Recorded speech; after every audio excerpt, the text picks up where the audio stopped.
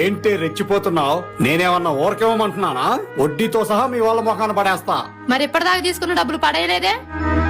వడ్డీతో కాదు, కనీసం అసలన్నా పడేయండి. మీరు పడేస్తే వాళ్ళు ఏరుకోవడానికి సిద్ధంగా ఉన్నారు. ఏంటి తిరిగి ఇవ్వలేకపోయానని ఎగతాళి చేస్తున్నావా? కాదండి, పదే పదే అడిగి మీరు చులకనగా వద్దంటున్నాను. చులకనా? అల్లుడు అవసరాలు తీర్చాలంటే అత్తమామలు పెట్టి పుట్టాలే. ఆపండి మీ బోటకం. మీరు అలా చేతకంతనంతో మాట్లాడుతుంటే నాకు మీ మీద అసహ్యం వేస్తుంది. ఏం కూసావే? ఎందుకు ఆగిపోయారు? కొట్టండి. ఆడవాళ్ళను కొట్టి నోరు మూపియడమేగా మీ మగాళ్ళ ఆనవాయితీ.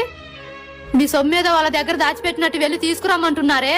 మనకి ఒక కూతురుంది. రేపు దీని మొగుడు కూడా మీలా డబ్బు డబ్బు అని దీన్ని ఏదిస్తే? ప్రతిదానికి అత్తమామల దగ్గర ఆశించే అల్లుడు అందరికీ అలసైపోతాడండి. మమ్మల్ని పెళ్లి అని పేరుతో తాలిగట్టి ఉన్నది లేనిది చూడకుండా మా అమ్మా నాన్నలను నిలువుదోపిడీ చేస్తున్నారే. ఇది ఎంతవరకు కరెక్ట్ అండి?